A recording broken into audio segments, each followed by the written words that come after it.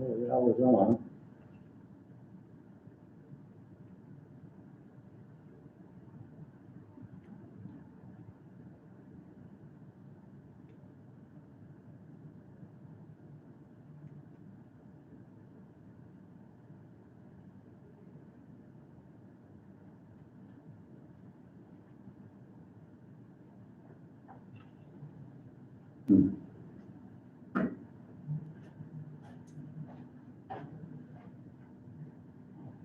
There we go. Okay. Yeah.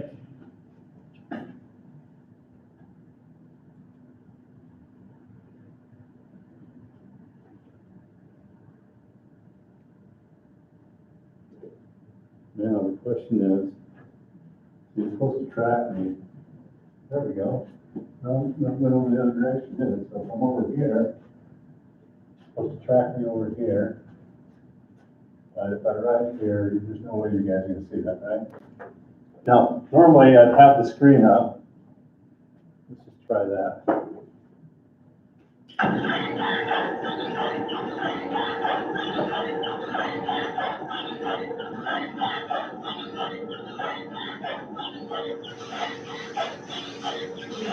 Well, that's what I'm wondering. I find this kind of funny too. The force little atmosphere over here, you know? So I mean, I can turn this off, but I'm just trying to figure out if we have to record. Yeah, it's really not got a long cord. Can you move the monitor at all over to your left? Stick that out right.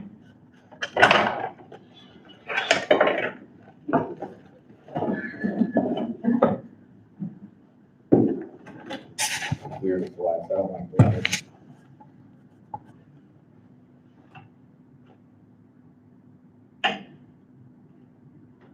You can see the first board really well.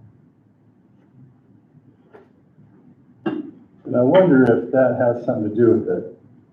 Because if I turn this off,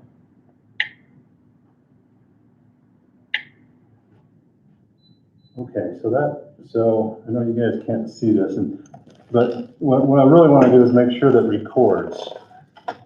So, Dan, you kind of keep an eye on There's that. also the monitor up there. I just lost it? It's back It's on. back?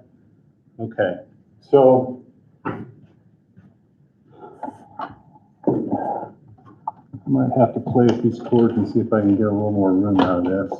There we go, a little bit.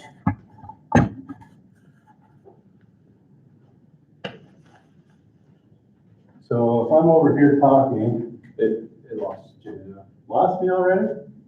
Or the monitor? Oh, there you go. Now, it's on now. The monitor's on? Oh, it's on. The camera's on. Okay, Camera's good. so the camera's on. So if I come over here and write hi, you know, write an equation. If you turn the light off, it might help.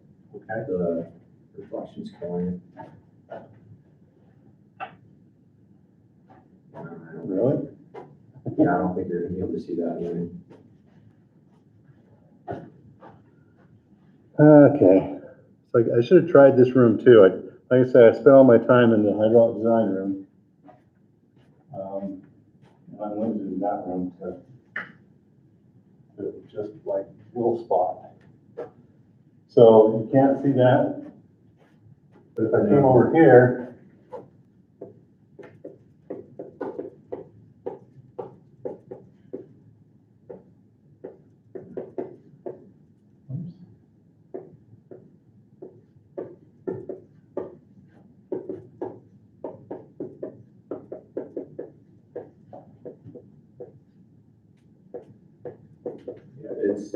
It has you halfway in the frame at all. Your entire right side of your body's without that frame there. okay, what about, can you see the? I can see there's writing. I can't see what the writing is. That might just be because of the monitors. And you could look at it right now. It's not really tracking you.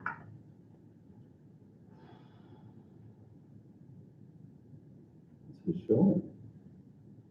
What's this other screen right there? Is that over there? Yeah.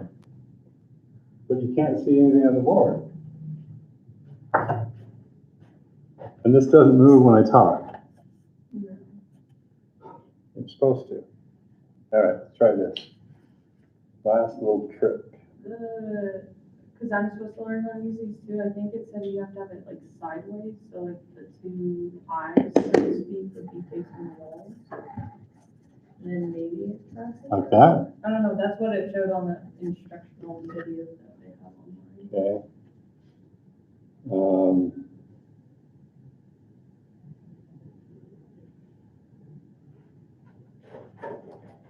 Turn the app on, see if I can control this a little bit. Okay, is it following me now or nothing? There we go.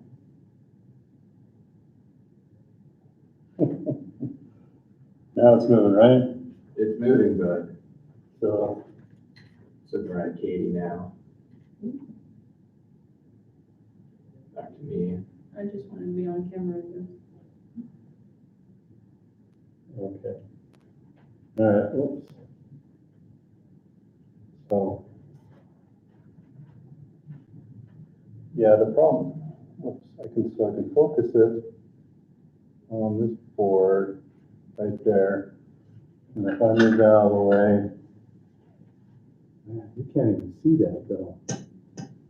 Due to the glare of the lights, let me turn those lights off.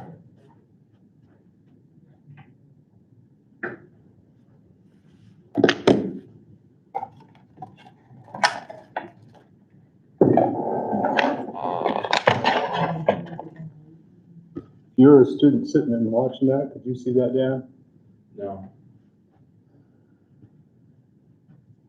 The reflection is hurting. If it was a black, maybe changing the marker would help. I didn't bring black today.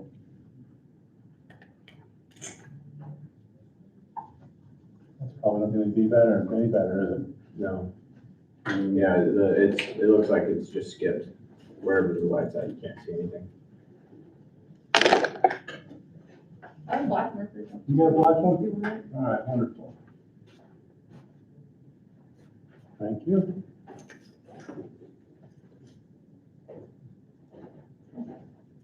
That's Better? a bit, yeah. I mean,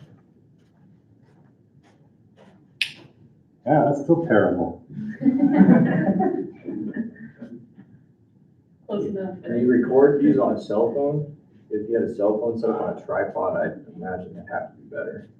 Well, that's At what I'm least, wondering. at least just on one whiteboard. It might not follow you and look at people, but if you had a tripod with a mount, you'd at least be able to see.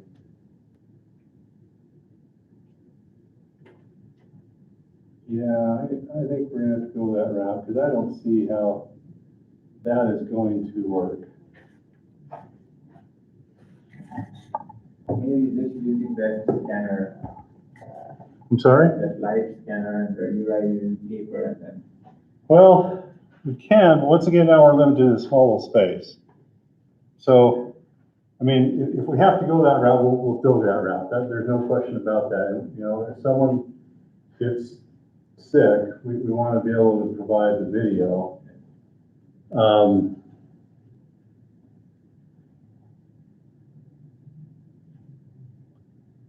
And the hydraulic design, I'm going to probably use that. But this course, I'd prefer to have more use of the board, to be honest. And maybe we'll bring in a camera and use a camera. And if I get stuck on, at least if I get stuck on one whiteboard, that's fine. That's sufficient space. These are bigger whiteboards. All right, well, I don't want to burn up your time, so I'll mess around with it. Maybe get IT over here and figure out how to do this a little better. I don't know if does that give us a better picture when I move it back, or The reflection's still, reflection's still there? it's weird because it must be where the camera's at, because where I'm sitting, I can see no reflection at all. But where the camera's at. And these, unfortunately, they're supposed to get them so they can tilt, but they haven't got that figured out yet. So maybe I'll bring one of the IT guys over tomorrow and say, you show me how this is supposed to work. Yeah, okay. Well,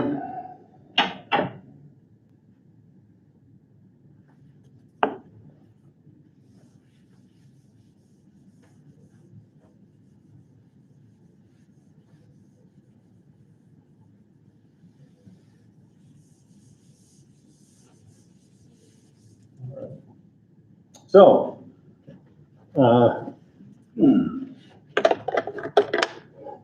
welcome CFD. The veterans from the board here. I think I pretty much had all of you in class except for Osazi? Yeah. Osazi, okay. Osazi, welcome to CFD. It's good to have you here. I think this is everyone. Great.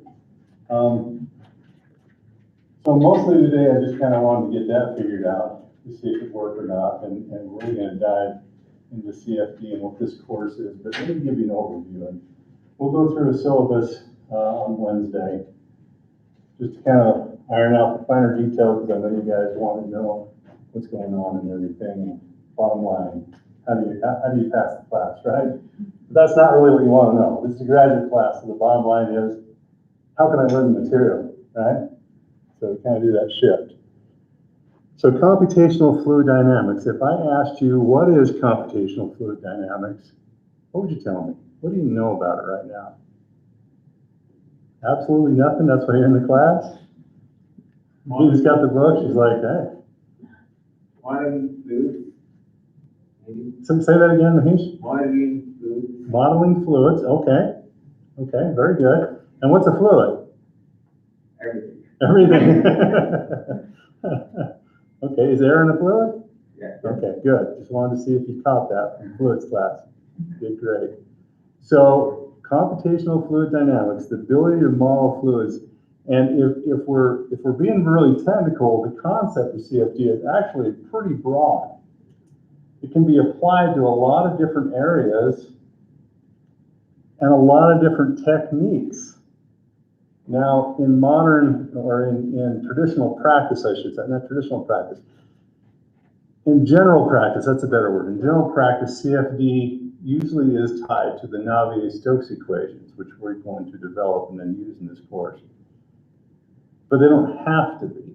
So it is more of a general, if we're computing how fluids move, if we're figuring out how the pressures and velocities are related, how turbulence is modeled, then that could be computational fluid dynamics. But the field is so broad, and there are people that spend their entire careers focusing on one area.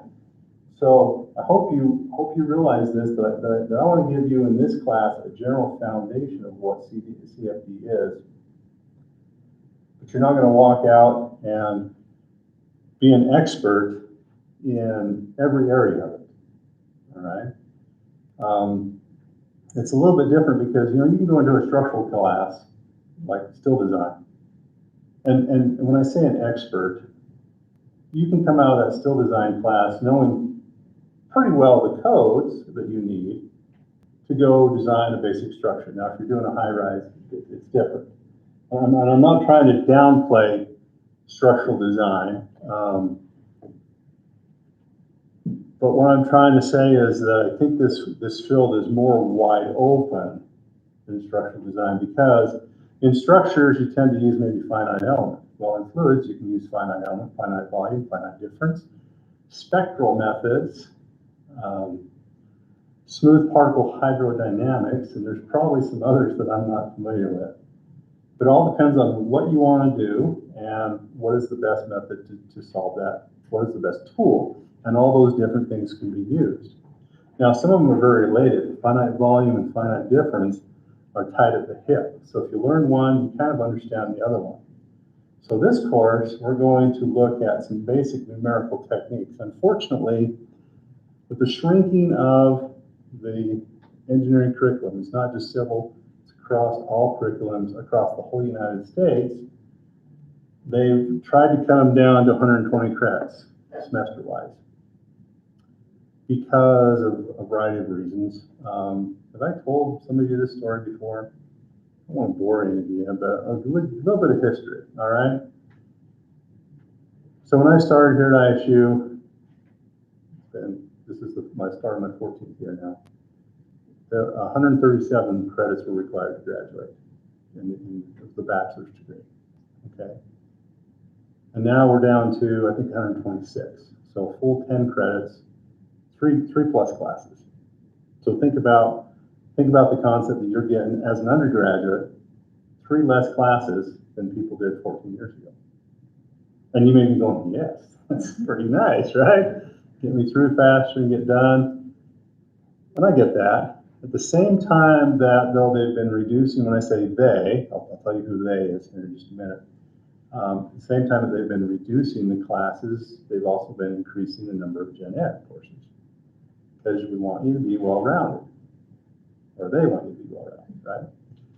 And then ABET, we've got that, and ABET comes along, our accrediting society, they come in and they say, well, you know, you should really be well-rounded in science and math as well, so we want you to take more science and math courses rather than technical courses.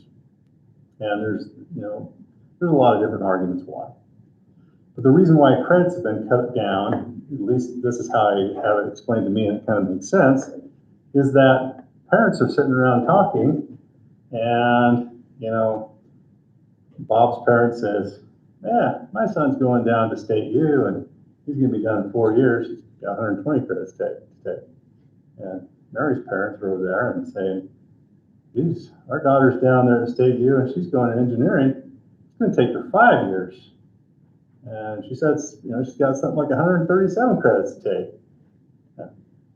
Why am I paying more as a parent to send my kid to the same school to get a degree? And my neighbors over here, they're in and out in 4 years. And they started going to state legislatures and said, what's the deal with that? And state legislatures came back and said, all 4-year degrees should be 120 credits.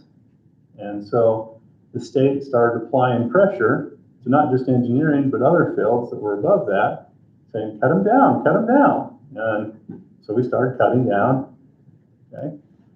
Getting them down, saying, all right, when you have to cut, which class is the most important? And then likewise, these same states that started doing that, and not just Idaho, I think Idaho was kind of slow to react, but you know, bigger states that tend to hold a little more sway in the national patterns, like Texas, California, start saying, well, yeah, it doesn't matter what a student goes to school for, they should be able to graduate in 4 years, and 4 years is 120 credits. It's 15 credits a semester.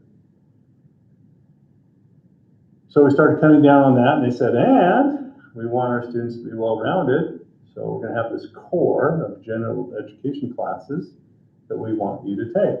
So many math, there's the math and stuff. We get all that anyway, but it's all the, you know, the history, sociology, the, I don't know, fielded courses, I guess. I don't know what you call them, but you know what I'm talking about. And so you got on one end, sure enough credits we require these classes, and you can't go over 120, and then ABET comes in and says, well, make sure you get math and science, because in my opinion, I'd just soon throw out, not saying it's not a good course, but if I had a choice of students taking biology 1100 or geology 1100, or say design class, timber design, I'd pick the timber design, right? But ABET came in and said, no, you need more of those type of classes, so we had to add those.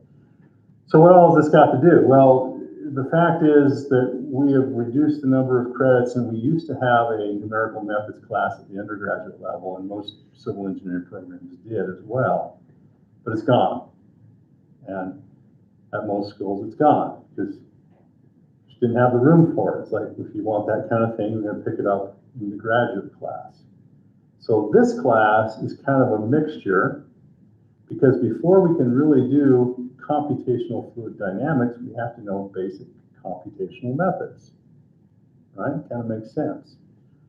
So I'm trying to weave into this class how we're going to do computational, okay, there's 3 parts, and you won't be tested on this, so just kind of sit back and relax, but the 3 parts are computational methods that will apply to not just fluids, but you could use them for structures, you can use them for geotech, In fact, finite difference is used for geotech quite a bit. So these general methods, how we develop these computational methods. And then how do we apply them? Okay, or what's the fluid equations behind these? And so we're going to talk about the fluid equations. So part 1 is the computational methods, part 2 is the fluid equations. Part 3 is how do we use them in the real world? So we're going to use a computer program, and the one I like is Flow3D. That's the most common one in my area, which is Open Channel Flow. So you'll get to use a computational package that professionals use out in the field. It's only one package, and there's a lot of packages, but you'll see how you go through and set it up, set boundary conditions. You run it, and the computational that is required to actually get an answer. And then how do you figure out if it's a good answer, right? So my question for you guys is, how many of you have a laptop? Or laptop would be best. Let me ask the other question. Who does not have a laptop that they can bring into this class? So one, okay. We probably need to talk, Mahesh, because we're gonna have to find you one. We may have to use one to get one of the universities that they check out and see if that'll work for us. So this program, Flow3D, is put out by Flow Science. So if you want to consult with using this package, and it's pretty similar to the other packages. If you want to lease it for 1 year, it'll cost you about $26,000. That's to lease the software. That's not to buy it, it's to lease it, okay? Now we get the academic rate of, well, we pay $2,800 a year to lease it. But that's because we kind of own the software. When I came on, I was given a little bit of money and I purchased the software. But now we have to pay an annual upgrade fee, which is $2,800 a year. If I hadn't purchased it, then I would have to buy the lease license plus the maintenance license, which would be close to double that, about $5,000, which. That's the entire civil budget. By the way, the money that goes towards the software does not come out of the civil budget. All right, so you can relax and say this one class is not fucking up all the budget. I usually use research projects to pay for that. Unfortunately, I've been lucky enough to have been able to do that every year. But what I'm trying to tell you is these things are not cheap, and there are some freeware out there, or what do you call it? What's the free software called? Shareware, not shareware. You know, when people write code and add to it, and Open source. open source. Thank you, open source. Yeah. So the biggest open source CFD code is called OpenFOAM, and it's actually a pretty good product now. It started out kind of a little bit rough, but now it's really good. But the learning curve for OpenFOAM is really, really steep, and we just don't have time in this class to get into trying to figure out how it works and how to just do input into it, because like I say, it is kind of a complex learning curve. Once you get on top, it's a great program. You can go in and you modify things a lot easier than you do it in Flow3D.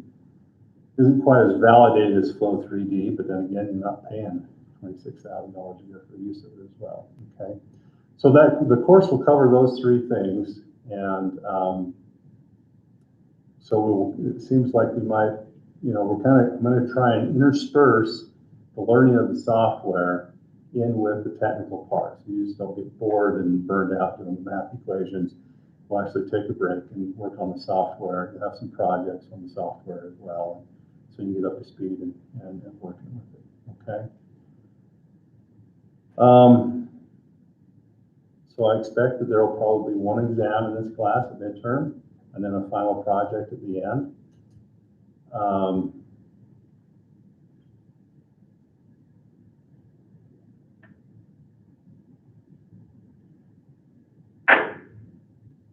Yeah, I guess technically speaking, We may have to do the final project online after Thanksgiving, because we're not supposed to, it's not supposed to move the final exam, but the final exam can be a final project. And if you're not aware of the schedule, just make sure you're aware of now. The school schedule's been changed in the sense that where you used to get the full week off for Thanksgiving, you no longer get that this year. You'll have class Monday and Tuesday of Thanksgiving break, or fall break, whichever you want to call it. And then you will go home. Even if you live in Pocatello, you will not come back to campus. And all final exams, final projects are the following week. Now, originally when they put this out, they said the next week was dead week, and then final exams were the following week after that, but then they shifted it. And so dead week now is Thanksgiving, the 3 days plus the weekend that you had over Thanksgiving break. So, you know, eat a little turkey and prepare your CFP presentation, right? So most likely the final presentation will have on the final week, and we'll just zoom in and you present to everyone else and people can ask questions and so forth. All right, Dan? Will those be short presentations then? Yeah, 15 minutes, and so we might have to go a little longer than the 2 hours. Because we do have, you know, by the time 15 minutes to present, a few minutes for questions. Might push this a little long, but that's better than a final exam, right? No? We can do a final exam. If you really want a final exam, that's fine. We can do that.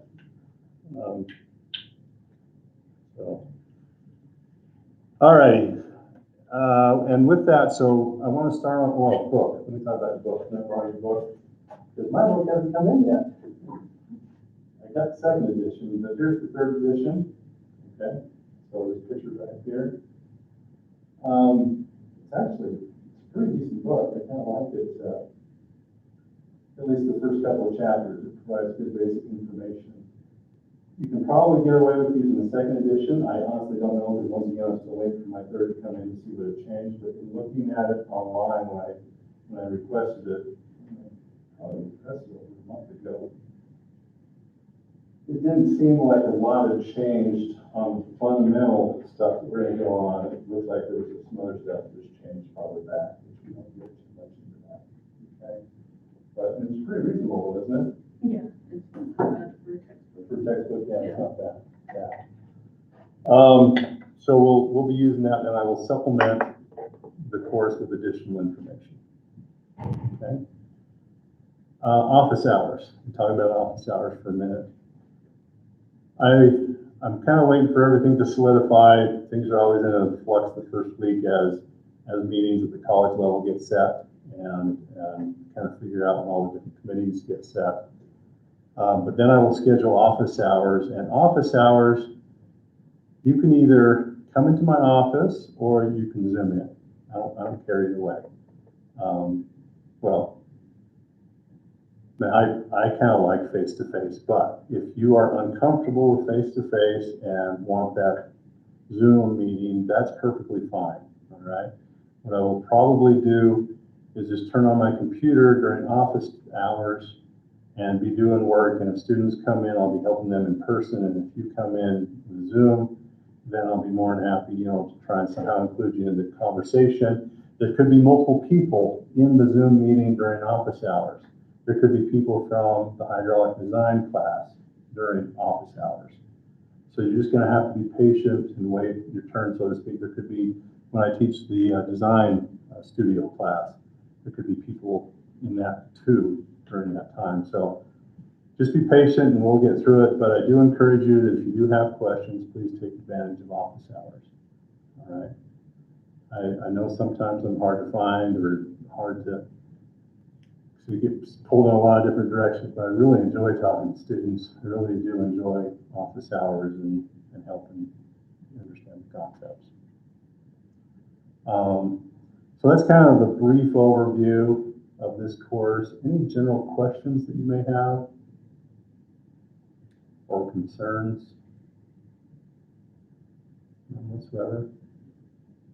Okay, if there are none, well, just come prepared Wednesday to dive right in, and I'll have a presentation to kind of give you more of a general overview of what CFD is before we start any equations, and hopefully give you a better view of where we're trying to get to down the road. All right, and Mahesh, if you wouldn't mind going upstairs to the computer lab up on the second floor, the rendezvous here. You have the office, you know, you walk and there's kind of some desks off in the back. Just go over there and ask them if they have computers, laptops that they loan out for the semester. Because we had some students got those last semester, and I assume that they have a bunch still left over. And so if you can get one, then we can mess around and see if the program will work. And I'll start working on getting the program from the company. They give us student licenses, and but it's a little bit of work to get them installed and get the proper code from your Ethernet card so they work. Because as you can probably expect, that kind of a program is tied up pretty tight, so it's not used illegally. Although people still hack it, but the reality of it, right? Okay. So with that, we'll call it a day then. All right. A great day. We'll see you on Wednesday. Except for you, Dan. I'll see you in a bit, huh? Yeah.